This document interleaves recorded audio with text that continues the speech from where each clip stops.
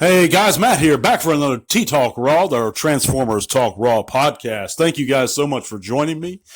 Today I got a couple bits of news for you and gonna ask the question, who would you like to see next as a part of Legacy or the main Transformers line, or just who would you like to see Hasbro do as a character next?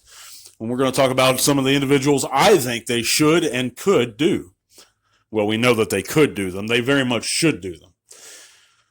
But first, if you haven't heard, we're now on Spotify. We have a Facebook group where you can share your own pages, your channels, or just chat bots with us. And you can now follow T-Talk Raw on Twitter. Links in the description below will take you to all three places, and we sure appreciate it, guys. Our first bit of news today is going to be coming out of California, where a Transformer fan reports that the Bumblebee movie Soundwave has been sighted there.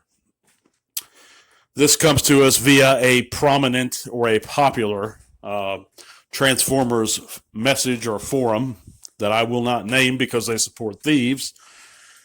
But it's good that he's making his way to the U.S. finally. I know a lot of people are looking forward to it. I do think he looks very good. I'm still on the fence about picking that one up because he does look very good in robot mode.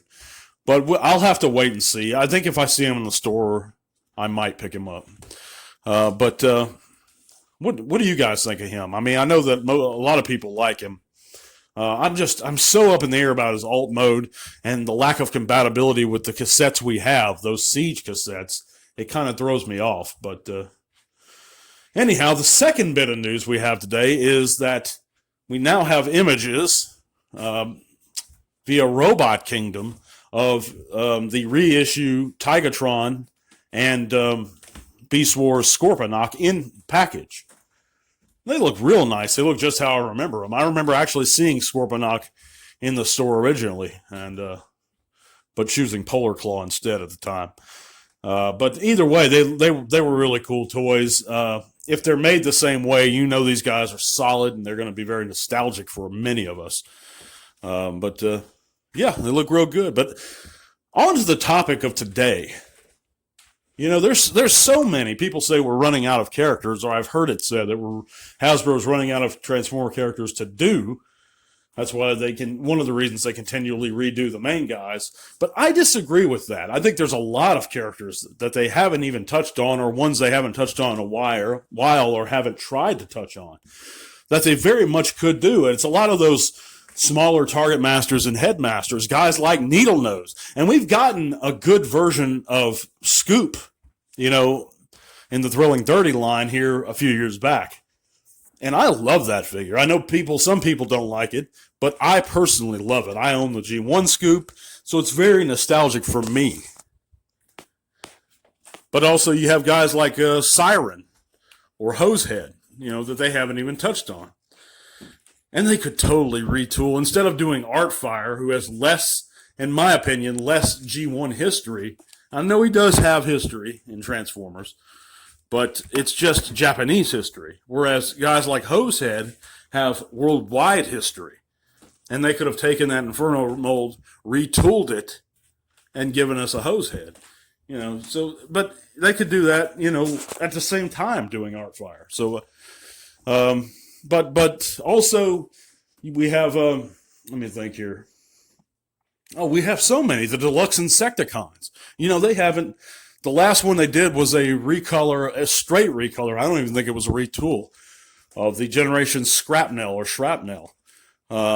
When they gave us Barrage, and that wasn't not sufficient at all.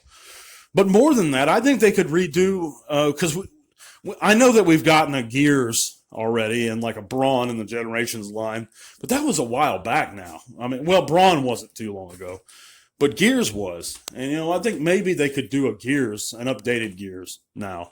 Especially one, now that, the mini cars have gotten a little larger. Guys like Bumblebee and Huffer are now deluxes, and Bumblebee still scales. The newer Bumblebee still scales well with like the new Swerve or the newer Swerve and the Generation Swerve and stuff like that. But Huffer really doesn't. And as a character, was he that much larger than the other mini cars? I mean, it makes sense that he would be a little larger, but not that much larger. But I digress. Back to the point. There's a lot of characters that they still could do, and they haven't done. But Nightbeat's another one. We got that. I want to say it was Thrilling Dirty, but it may not have been. It came with a comic, and it was definitely Generations.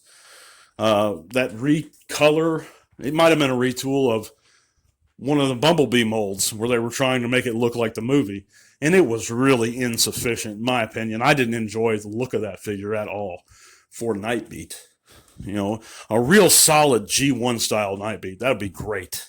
I'm not holding my breath about Hasbro redoing the Pretenders. I'm actually going back, as you guys might know, and just buying a lot of the old G1 Pretenders, because I've come to the realization that Hasbro isn't ever going to really give us Pretenders like we had before again. And they're really nostalgic for me personally. But anyhow, guys, I just want to also let you guys know that we will be taking a break for the holidays as far as T-Talk goes. Our standard, we'll still be coming out with our signature shorts during the holidays, but this Friday is going to be the last T-Talk until Monday the 27th, Monday, December 27th. So I'll be taking a week off from, again, due to the holidays, and I'm actually making a trip down south to visit family down there, but we will be back, not getting burnt out or anything. I'm always going to be doing this, I promise. But I thank you guys so much for listening, hitting that like button, hitting those shares, subscribing. God bless you guys. But I'll be back on Friday with another T-Talk Raw. Till all are one.